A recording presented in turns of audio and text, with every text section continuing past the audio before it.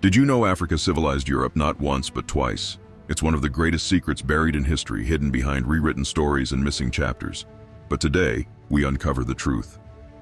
Let's rewind thousands of years to ancient Egypt, the first great civilization known to man. Before Greece, before Rome, before the so-called Western world, there was Africa. Egypt was a land of mathematics, astronomy, medicine, architecture, and philosophy. The world's first universities were not in Europe.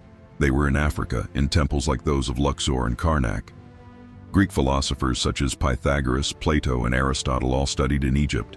They learned geometry, ethics, spirituality, and science from African priests and scholars. When they returned to Greece, they brought that wisdom with them, and from that knowledge came what we now call Western civilization. So yes, the first time Africa civilized Europe was through ancient Egypt, the mother of knowledge, the cradle of science, and the birthplace of philosophy. But that wasn't the last time. Fast forward to the 8th century, when Europe had collapsed into the Dark Ages. Knowledge was fading, cities were in ruins, art, science, and literacy were nearly forgotten.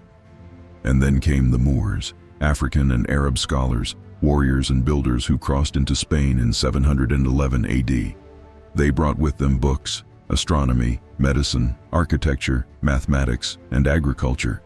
They built magnificent cities like Cordoba, Granada, and Toledo, with paved streets, streetlights, public baths, and libraries holding hundreds of thousands of volumes, at a time when the rest of Europe could barely read.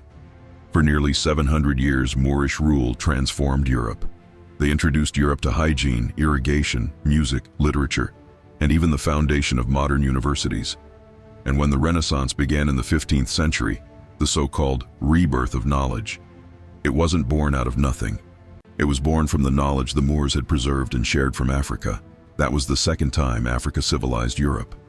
So next time someone says civilization began in Greece or was revived by the Renaissance, remind them of the truth. Remind them that Greece learned from Egypt, and Europe rose again because Africa shared its light once more. Africa was the teacher, not the student, the mother, not the child. Twice in history, Africa lifted Europe out of darkness, and maybe, just maybe, it's time the world gave credit where it's long overdue. Africa, the mother of civilization.